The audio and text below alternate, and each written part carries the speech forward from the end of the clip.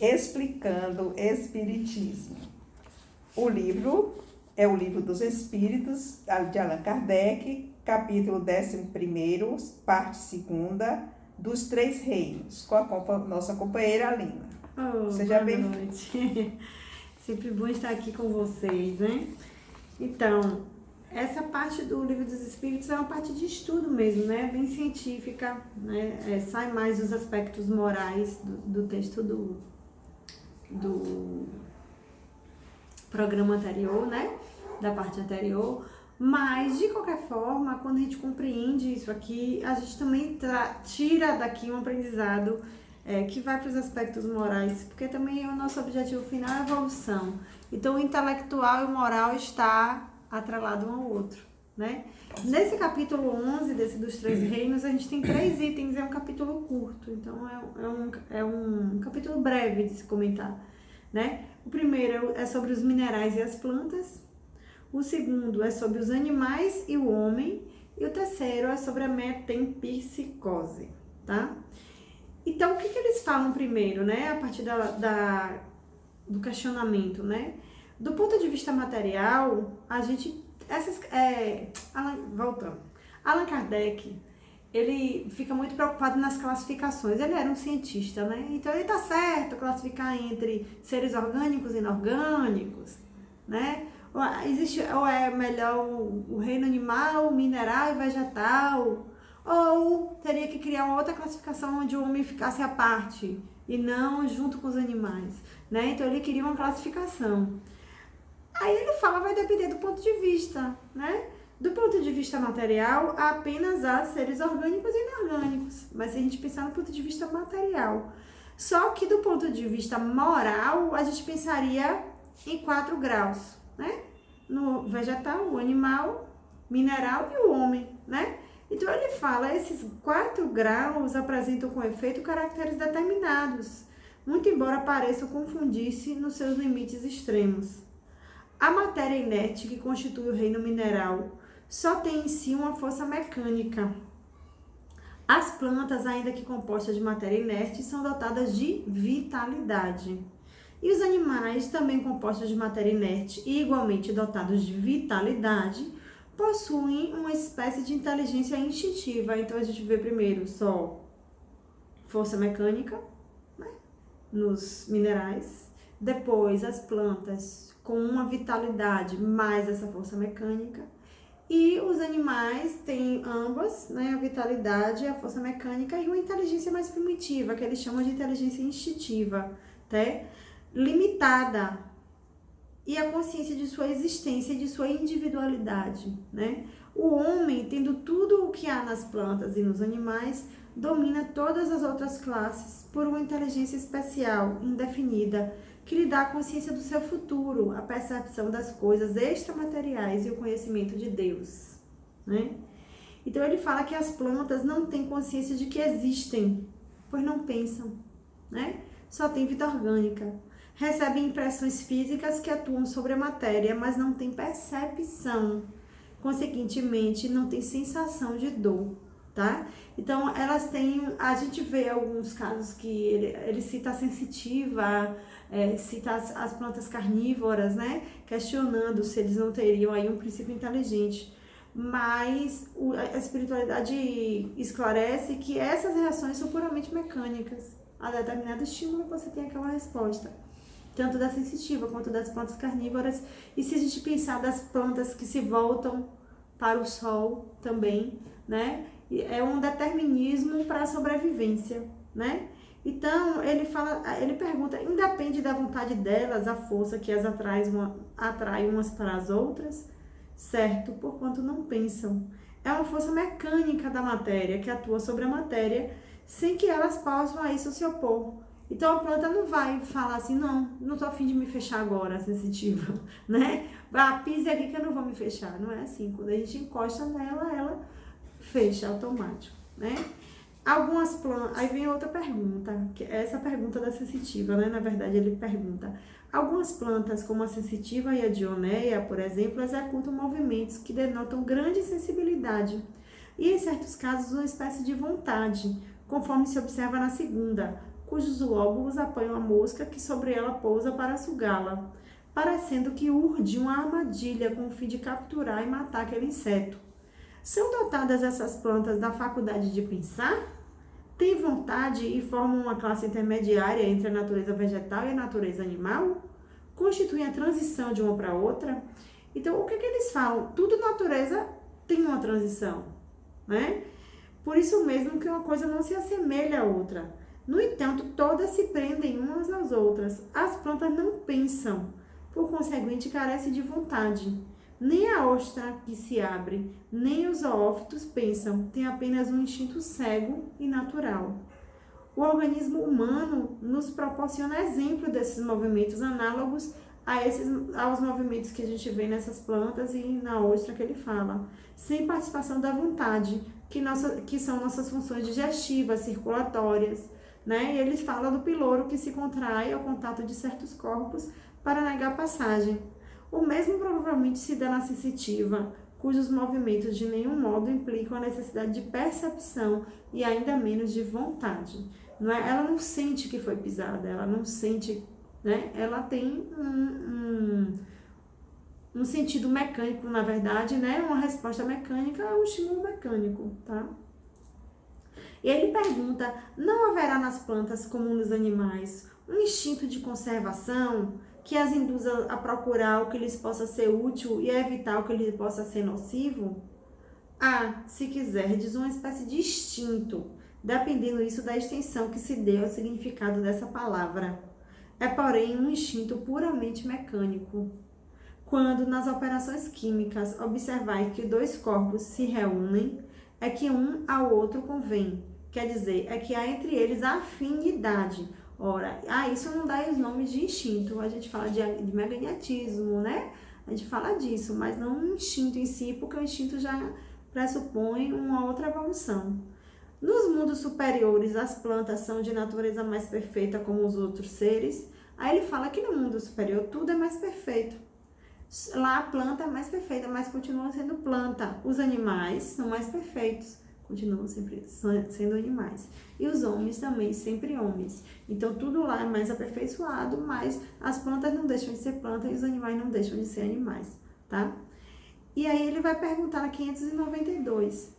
Se pelo que toca à inteligência, comparamos o homem e os animais, parece difícil estabelecer-se uma linha de demarcação entre aqueles e este, porquanto alguns animais mostram, sob esse aspecto, notória superioridade sobre certos homens. Pode essa linha de demarcação ser estabelecida de modo preciso? Então, ele está dizendo aqui que tem animais que se mostram mais inteligentes do que alguns homens, né? Aí ele fala, a este respeito, é completo o desacordo entre os vossos filósofos. Querem uns que o homem seja um animal, e outros que o animal seja um homem. Então, todos têm erro. O homem é um ser à parte, que desce muito baixo algumas vezes e que pode também elevar-se muito alto. Pelo físico, é como os animais, e menos bem dotado do que muito destes.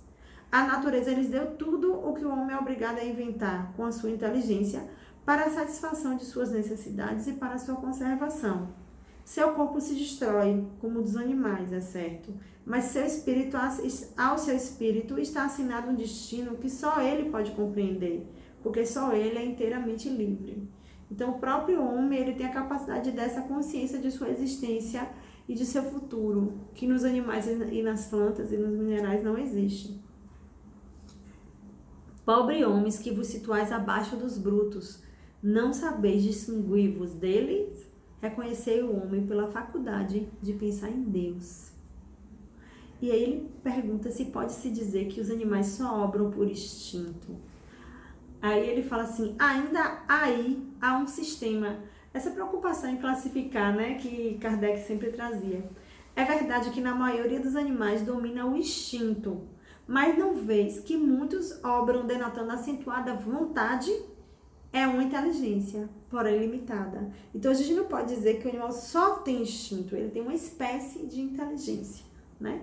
Quem convive com os animaizinhos de estimação percebe muito isso, né? Eu vejo muitos vídeos assim na internet internet de quando o animal apronta, que ele já sabe que vai tomar bronca do dono na carinha, né? Que eles, né, que o cachorro faz, né? Então a gente tem alguns exemplos, cavalos, de animais que têm uma inteligência mais desenvolvida, não comparável à inteligência do homem, né? É uma inteligência que se fala, Vygotsky fala de uma inteligência prática, né? Mas a gente sabe que tem ali um vestígio de inteligência nos animais. Não se poderia negar que, além de possuírem o instinto, alguns animais praticam atos combinados, que denunciam vontade de operar em determinado sentido e de acordo com as circunstâncias. Há, pois, neles uma espécie de inteligência, mas cujo exercício quase que se circunscreve à utilização dos meios de satisfazerem as suas necessidades físicas e proverem a conservação própria. Por isso que eles pensam muito em instinto, porque o instinto vem muito dessa questão da conservação, da preservação da vida, né? Mas alguns animais ultrapassam o instinto, né? Se a gente for falar num chimpanzé, com a inteligência prática do chimpanzé, ele, por exemplo, tem a capacidade de se ver um pau ali do lado dele e usar o pau como instrumento para derrubar uma fruta.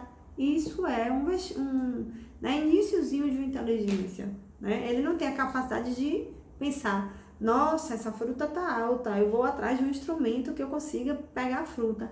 Mas ele enxerga o instrumento à frente dele, ele consegue pegar a fruta. A gente vê algumas, né? A gente vê cachorro aprendendo a abrir grade, a gente vê de tudo, né? Então, nada porém criam. Os animais, nada porém criam, nem melhor alguma realizam. Qualquer que seja a arte com que executem seus trabalhos, fazem hoje o que faziam outrora e o fazem nem melhor nem pior, segundo formas e proporções constantes e invariáveis. E aí ele traz o exemplo do passarinho, né? Que ele às vezes nem está convivendo com a própria espécie, mas constrói o ninho, né? Que vem com a espécie essa determinação de construir o ninho em conformidade com os seus maiores, sem que tenha recebido nenhum ensinamento, né? Se alguns se mostram suscetíveis de certa educação, seu desenvolvimento intelectual, sempre bastante limitado, é devido à ação do homem sobre uma natureza maleável. É como se fosse assim, eles são educáveis, né? Os animais a gente treina, né, por condicionamento simples, né? Através de recompensa, a gente condiciona o animal a ter um comportamento de acordo com o que os homens querem, né? Porquanto não há aí progresso que lhe seja próprio. Mesmo o progresso que realizam pela ação do homem é efêmero e puramente individual, visto que entregue a si mesmo não tarda que o animal volte a encerrar-se nos limites que lhe traçou a natureza. Então, é a presença do homem que faria com que o animal se educasse, segundo o texto, né? Tem os animais alguma linguagem? Aí ele fala assim, por sílabas e palavras não, mas eles têm uma forma de se comunicar, né? Então, ele fala que, ele compara aqui, a gente tem pessoas que não conseguem ouvir, os surdos, mas dão um jeito de se comunicar por sinais, né? E esses animais dizem uns aos outros muito mais coisas do que imaginais. Mas a linguagem de que dispõem é restrita às suas necessidades, como restrita também são as ideias que eles podem ter. Aí ele fala, há, entretanto, animais que carecem de voz. Esses parece que nenhuma linguagem usam, não? Tipo assim, a gente pensar que o cachorro se comunica porque late, né? Ele tem alguma voz, ele não articula a palavra. Mas aí ele traz o exemplo, né, do homem surdo e mudo, né? Porém, na verdade, nem sempre o que é utilizado pelos animais, mesmo que emitam som, é o som. Existem sinais corporais, existem vibrações, por exemplo, que são passadas de um para outro, né? Eu lembro bem de um exemplo que eu vi uma vez de um vídeo de Marta Cole falando sobre Vygotsky, Piaget, mostrando os animais se comunicando. E como era essa comunicação, né? Eles estavam andando, os patos andando em formação e todos seguiam o que estava na frente. Se existia alguma ameaça e um corria, todos corriam.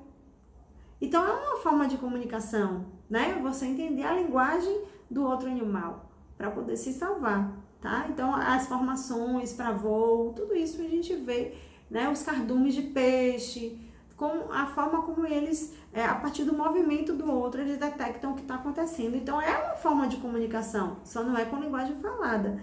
Então, ele fala, O homem não goza do privilégio exclusivo da linguagem. Porém, a dos animais é instintiva e circunscrita pelas suas necessidades e ideias, ao passo que a do homem é perceptível e se presta a todas as concepções da sua inteligência.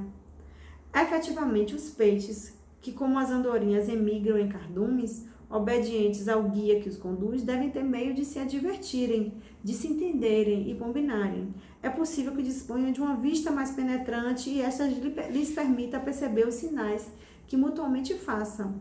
Pode ser também que tenham na água um veículo próprio para a transmissão de certas vibrações, como a gente já vê alguns estudos, inclusive em tubarões, né?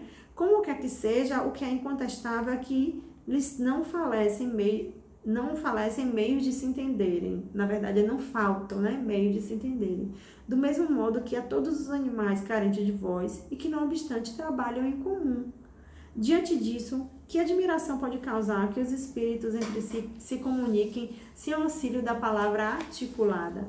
E eu acho interessante ele falar, né, como os animais, quando a gente pensa nesses animais que não emitem som, mas trabalham em comunidade, como as formigas, por exemplo, né? Que parecem mesmo, a sociedade é tão organizada, cada um sabe seu papel, e a gente que se comunica tanto, que fala tanto, a gente às vezes tem toda dificuldade de assumir os nossos próprios papéis e de se organizar no trabalho, né? Então, a gente precisa evoluir bastante nisso. Aí ele pergunta se os animais têm livre-arbítrio para praticarem seus atos. Aí eles falam, os animais não são simples máquinas como supondes. Contudo, a liberdade de ação que desfrutam é limitada pelas suas necessidades e não se pode comparar do homem. Sendo bem inferiores a este, não têm os mesmos deveres que ele. A liberdade possuem na restrita aos atos da vida material. Aí a questão 596. De onde procede a aptidão que certos animais denotam para imitar a linguagem do homem? E por que essa aptidão se revela mais nas aves do que no macaco, por exemplo, cuja conformação apresenta mais analogia com a humana, inclusive a genética do macaco também, né? Aí ele responde, origina-se de uma particular conformação dos órgãos vocais, reforçada pelo instinto de imitação. O macaco imita os gestos, algumas aves imitam a voz. E o que é importante a gente pensar é que imitação não é comunicação, né? Você está repetindo fonemas, mas nós humanos, o que é que a gente faz? A cada som a gente dá um significado, né? Você fala só K, não tem significado para você, talvez aqui, mas K, eu juntar com ZA, você sabe que é uma casa e você consegue imaginar uma casa, você não precisa ver uma casa no concreto. Então, a nossa capacidade de imaginar e de abstração faz com que a gente tenha uma capacidade intelectual maior e consiga compreender melhor a linguagem, né? Inclusive, a gente transforma esses fonemas em símbolos e a gente faz a escrita, né? E os animais não têm essa capacidade. Os que são capazes de imitar os sons, como os papagaios, algumas aves, eles imitam os fonemas, mas eles não dão um significado, né? Então, pois que os animais possuem inteligência, que lhes faculta certa liberdade de ação, haverá neles algum princípio independente da matéria? Há, e que sobrevive ao corpo, tá? Então, nós pensamos na imortalidade da nossa alma, né? Que a gente vai para o mundo espiritual, nós temos um corpo espiritual, perispírito, e vamos para a erraticidade, esperar para reencarnar. E os animais também sobrevivem, um princípio desse animal sobrevive ao corpo. Aí ele pergunta, é uma alma semelhante à do homem? Resposta, é também uma alma, se quiserdes. É que eles botam esse se quiserdes porque a gente se perde muito a linguagem, nossa linguagem é limitada. Só que nossa alma não é igual a dos animais, são almas diferentes. Então é também uma alma, se quiserdes. Depende isso do sentido do que se der a essa palavra. É, porém, inferior à alma do homem. Há entre a alma dos animais e a do homem distância equivalente a que medeia entre a alma do homem e Deus. E ele em um momento fala, inclusive, que os homens os animais muitas vezes nos enxergam como deuses, né? Na questão 598, Kardec perguntou, após a morte, conserva a alma dos animais a sua individualidade e a consciência de si mesma? Aí a resposta, ele conserva a individualidade, né? Nosso cãozinho, quando vai para o outro lado, tem sua individualidade. Quanto à consciência do seu eu, não. A vida inteligente, ele permanece em estado latente. Página 590, questão 599. A alma dos bichos é dado escolher o animal em que encarne? Não, pois não possui livre-arbítrio. Questão 600. Sobrevivendo ao corpo em que habitou, a alma do animal vem a achar-se, depois da morte, num estado de erraticidade, como o do homem? Aí ele responde, fica numa espécie de erraticidade, pois que não mais se acha unida ao corpo, mas não é um espírito errante. O espírito errante é um ser que pensa e obra por sua livre vontade. De idêntica faculdade não dispõe dos animais. A consciência de si mesmo é que constitui o principal atributo do espírito. O animal, depois da morte, é classificado pelos espíritos, a quem incumbe essa tarefa e utilizado quase imediatamente. Não lhe é dado tempo de entrar em relação com outras criaturas. O que ele fala aqui é que, normalmente, o animal desencarna e ele reencarna subsequentemente, né? Meu filho, a gente tinha um hamster que morreu, aí ele perguntou, mãe, esse hamster novo que a gente tem é Zuzu? Eu falei, pode ser, né? Pode ser. Então, às vezes acontece mesmo de aquela alma ter uma afinidade com a sua família e com outro animalzinho que você encontra por aí, seja um animalzinho reencarnado, da mesma espécie, né? Nos mundos superiores, os homens são mais adiantados e os animais também. E os animais nesse mundo superior vão ter meios mais amplos de comunicação do que os animais no nosso mundo. Porém, ele ressalta que nos mundos superiores também os animais são sempre inferiores aos homens. Estão submetidos aos homens, tendo neles o homem servidores inteligentes. Eu li um trecho da revista Espírita falando de, acho que foi Júpiter. Foi Júpiter, meu Deus, Mercúrio, Vênus, Terra, Marte, acho que foi Júpiter. Falando disso, que é um mundo superior, e falando dos animais servindo aos homens, né? Sendo usado para o trabalho braçal, os animais. Alguns trabalhos que na espiritualidade superior o homem não teria mais atributo de realizar, né? No mundo superior, os animais que realizariam. Kardec deixa a nossa mercê, né? A nossa capacidade intelectual analisar aquele texto, né? Se realmente é isso ou se existe alguma coisa que não traria o crivo da razão, né? Porque às vezes ele também sempre analisava as mensagens que ele recebia, né? Inclusive ele recebeu uma imagem da casa de Mozart, que viveria nesse planeta. Se eu estiver citando o nome do planeta errado, vocês me perdoem. É porque eu já li há bastante tempo esse texto. Eu estou relendo todas as revistas espíritas e aí às vezes a gente confunde um pouquinho algumas informações. Mas foi no primeiro ano de revista espírita que esse texto apareceu. Então quem tiver curiosidade de olhar, tá? Então na questão 602, os animais progridem como um homem por ato da própria vontade ou pela força das coisas? Eles falam que é pela força das coisas. Razão porque não estão sujeitos à expiação. Ele age de acordo com o organismo dele e dando resposta ao ambiente. Não é uma escolha.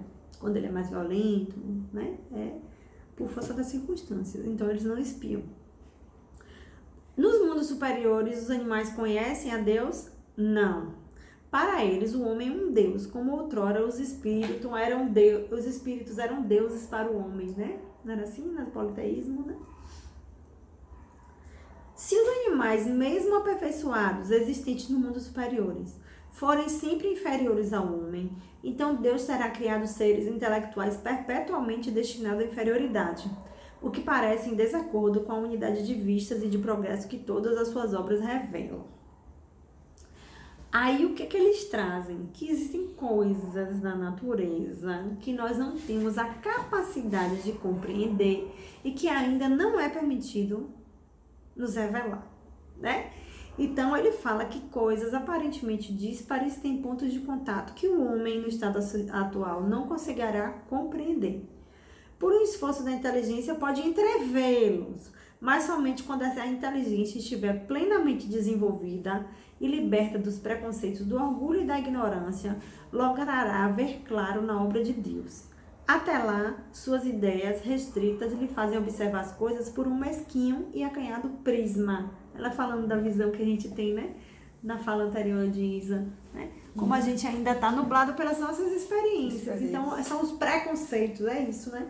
É a gente partir da análise das coisas a partir do que a gente está vivendo, né? Até lá, suas ideias restritas lhe fazem observar as coisas por um mesquinho e acanhado prisma.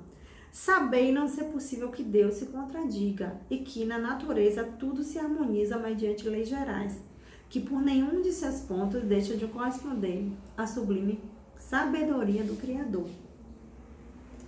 Então ele fala, a inteligência é então uma propriedade comum, um ponto de contato entre a alma dos animais e a do homem? Porém os animais só possuem inteligência da vida material. No homem, a inteligência propicia a vida moral. Questão 605. Considerando-se todos os pontos de contato que existem entre o homem e os animais, não seria lícito pensar que o homem possui duas almas, a alma animal e a alma espírita, e que se esta última não existisse, só como bruto poderia ele viver? Ou seja, se a alma espírita não existisse, só existisse a alma animal, ele só poderia viver como um bruto. Por outra, que o animal não ser semelhante ao homem, tendo de menos a alma espírita? Então ele traz a teoria de que nós teríamos uma alma animal e uma espírita nos animando, né? E se a gente tirasse a alma espírita, a gente seria como os animais, tá? E aí ele fala que o bom ou mau instinto seria a predominância de uma ou outra alma. Não, o homem não tem duas almas, né? A gente também é querer botar a culpa nessa alma animal e tudo, né? Não assumir nossa responsabilidade por nós mesmos. O corpo, porém, tem seus instintos. Do que ele pensa numa alma animal são instintos do corpo, resultantes da sensação peculiar aos órgãos. O que há no homem é apenas uma dupla natureza, a natureza animal e a natureza espiritual. Participa pelo seu corpo da natureza dos animais e de seus instintos. Por sua alma, participa dos espíritos, né? Então, quanto mais presos nós estamos à carne, mais a gente dá vazão a essa natureza animal. Não é isso? E à medida que nós evoluímos, nós vamos nos desvinculando dessa natureza animal, né? E trazendo mais essa participação da vida espiritual. Então, nossa natureza moral se desenvolve. A gente ainda está muito aferrado ao material, né? A gente pensa que não, faz, Jesus, a hora... Mas as nossas necessidades materiais, muitas vezes, se sobrepõem a qualquer atitude moral, né? Uhum. De modo que, além de suas próprias imperfeições, de que cumpre ao espírito despojar-se, tem ainda o homem que lutar contra a influência da matéria? Então, ele fala assim, além da gente ter que lutar contra as imperfeições do espírito, a gente ainda tem que lutar contra a influência da matéria? Sim. Quanto mais inferior é o espírito, mais apertados são os laços que o ligam à matéria. Foi o que a gente falou anteriormente, né? Não vedes, o homem não tem duas almas. A alma é sempre única em cada ser.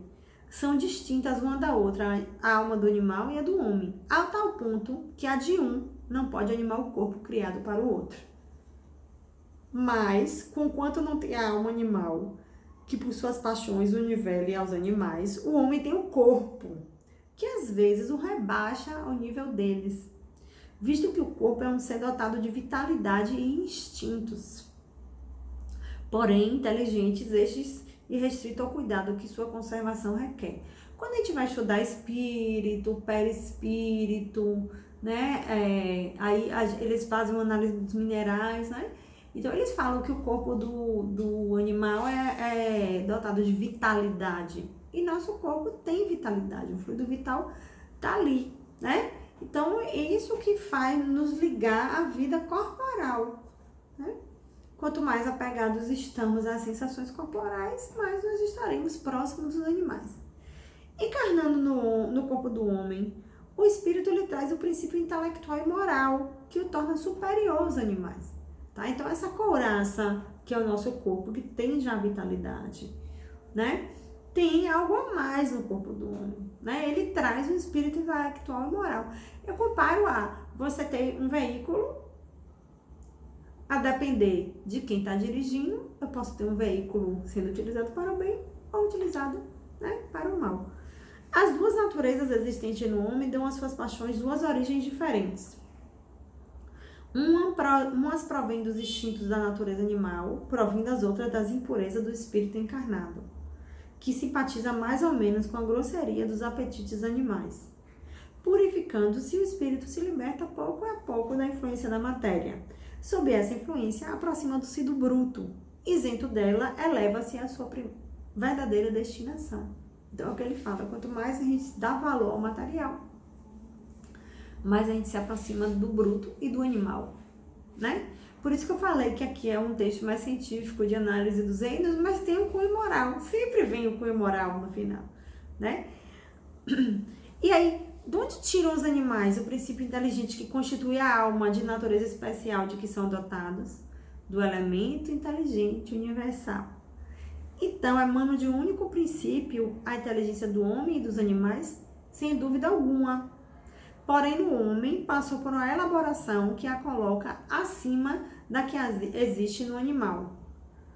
Disseste que o estado da alma do homem na sua origem corresponde ao estado da infância na vida corporal, que sua inteligência apenas desabrocha e se ensaia para a vida. Onde passa o espírito, essa primeira fase do seu desenvolvimento?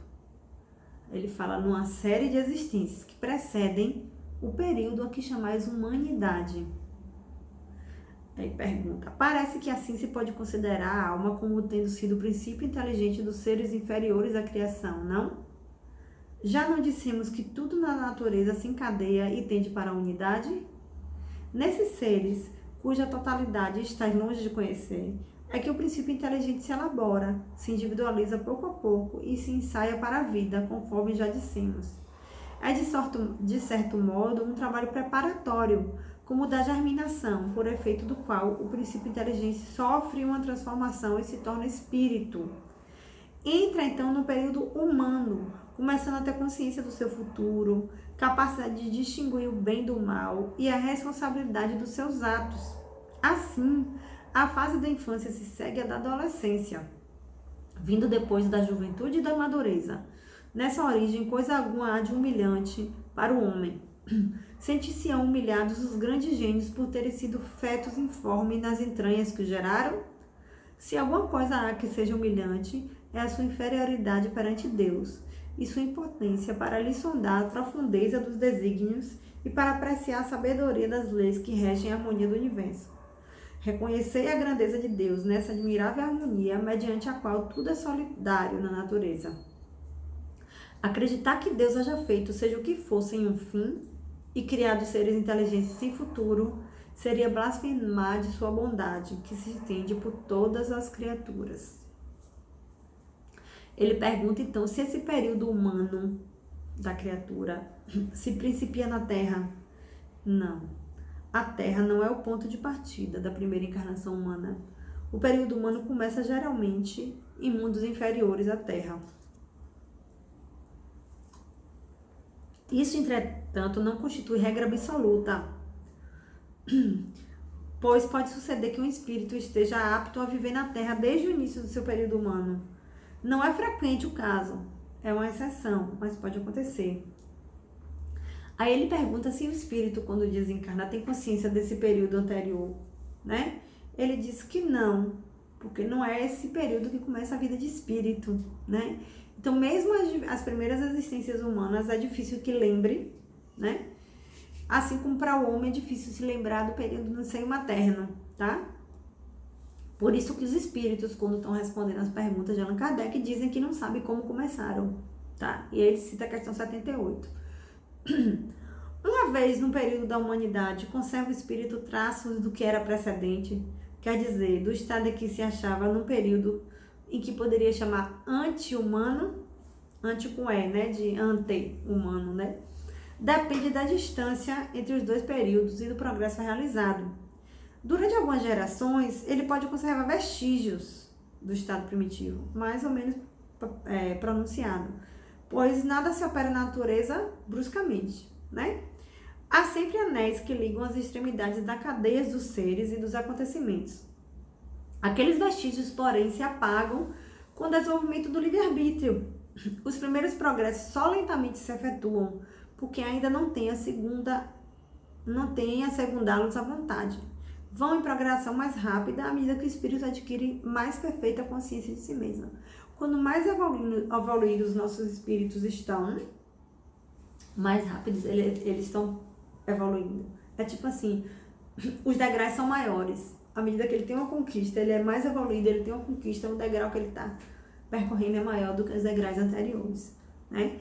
Então, desse modo, ter-se-ão enganados os espíritos que disseram constituir o homem um ser à parte na ordem da criação? Não. Mas a questão não fora desenvolvida. Ademais, há coisas que só a seu tempo podem ser esclarecidas. Ele sempre traz isso nesse tema, né? O homem é com efeito um ser à parte, visto possuir faculdades que o distinguem de todos os outros e ter outro destino. A espécie humana é a que Deus escolheu para a encarnação dos seres que podem conhecê-lo. Antes de falar na metempsicose que ele traz, eu queria ler uns trechinhos dos Mensageiros de André Luiz, que fala muito dessa nossa relação, né? Entre nós, os homens, os animais e as plantas, né? Porque quando ele coloca aqui, quando ele fala nessa superioridade e na capacidade do animal de servir ao homem, tem pessoas que se equivocam e acham que por isso devem explorar indiscriminadamente a natureza e não respeitá-la, né? Então, nos Mensageiros tem um trecho que ele fala assim: como sabemos, organismo algum poderá viver na Terra sem essa substância, que é o nitrogênio. E embora se locomova no oceano de nitrogênio, respirando-a na média de 1000 litros por dia, não pode o homem, como nenhum ser vivo do planeta, apropriar-se do nitrogênio do ar. A gente precisa do nitrogênio, a gente respira o nitrogênio, só que a gente põe o nitrogênio para dentro do pulmão e põe ele para fora. A gente não absorve ele pela respiração. Por enquanto, não permite o Senhor a criação de células dos organismos viventes do nosso mundo que procedam à absorção espontânea desse elemento, de importância primordial na manutenção da vida, como acontece ao oxigênio. Somente as plantas, infatigáveis operadoras da orbe, conseguem retirá-lo do solo, fixando-o para o entretenimento da vida nos outros seres. Então a planta tira do solo, a gente come a planta, a gente adquire esse nitrogênio que a gente precisa, né?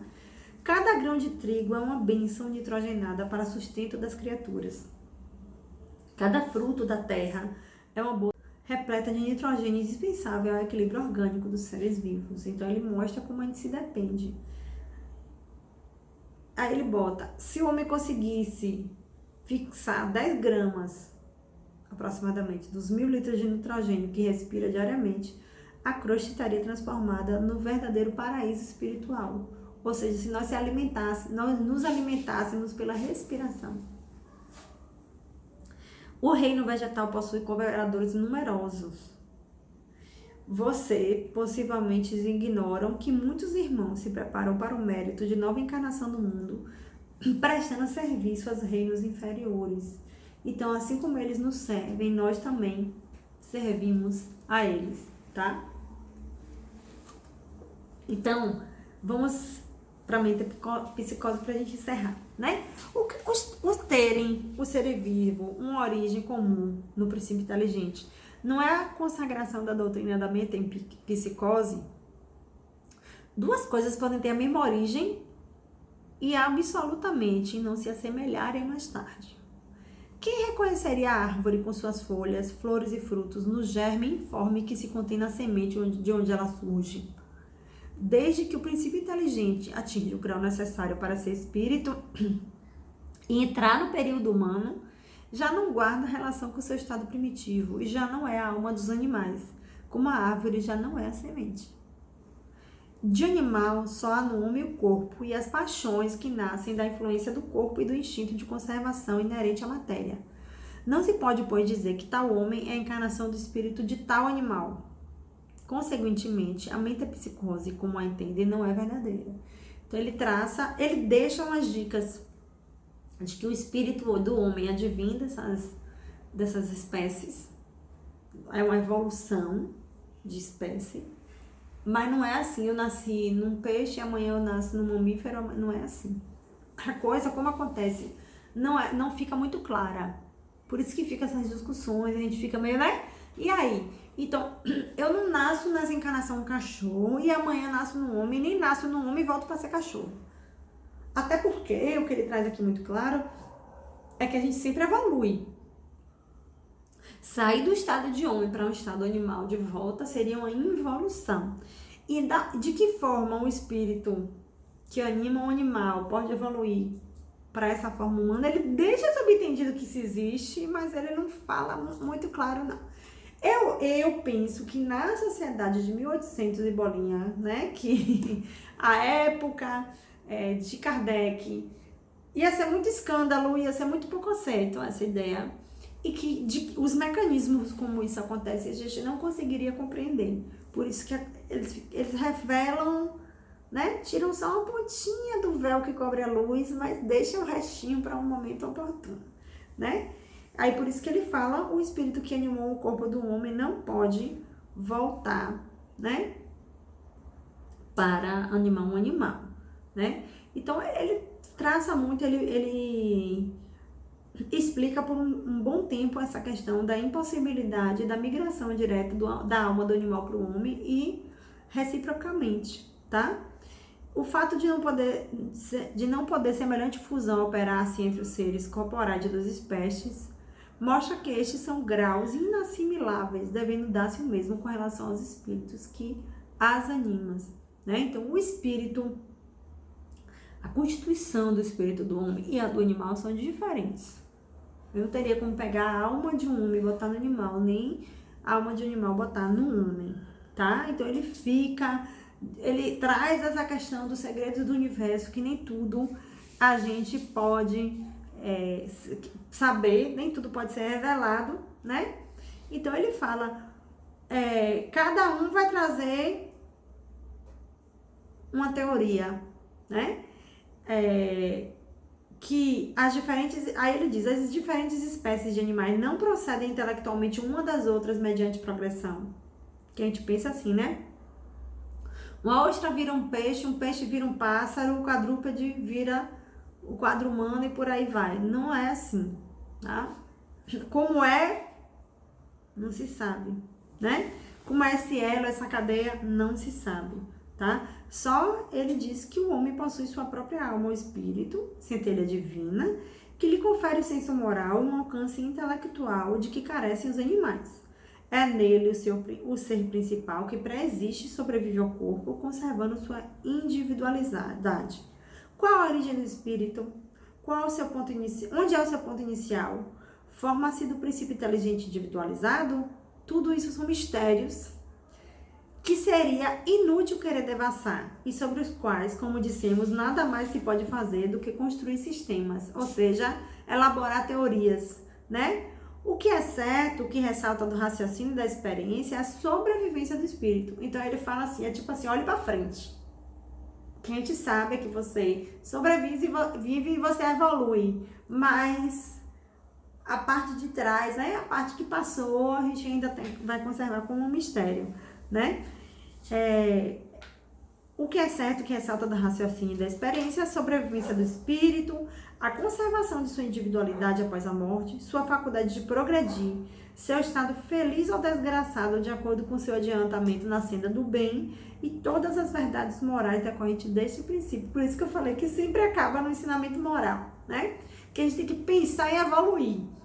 Quanto às relações misteriosas que existem entre o homem e os animais, isso, repetimos, está nos segredos de Deus, como muitas outras coisas, cujo conhecimento atual nada importa ao nosso progresso e sobre as quais seria inútil determos. Ou seja, vão se ocupar do que é útil, né? De uma forma bem delicada, ele traz isso. Então, assim, o Livro dos Espíritos é uma leitura mais pesada. Eu vou confessar que eu particularmente gosto mais das mensagens mais de cunho moral, eu gosto mais do Evangelho, né, das obras de Emmanuel. André Luiz tem umas obras também muito difíceis, Evolução em Dois Mundos, eu acho difícil. Mas são coisas que quando a gente começa a compreender melhor, eu acho que a gente passa a aceitar muitas coisas que a gente vê por aí e faz parte da nossa evolução intelectual também. Então eu gosto quando cai o Livro dos Espíritos para eu estudar, porque me força a estudar ele sem ler, passando assim rapidamente, e a gente busca compreender melhor, né? Então eu agradeço a todos pela paciência, peço desculpa pelas limitações, mas é sempre bom estar aqui com vocês e que Jesus abençoe a todos. Nós é que agradecemos.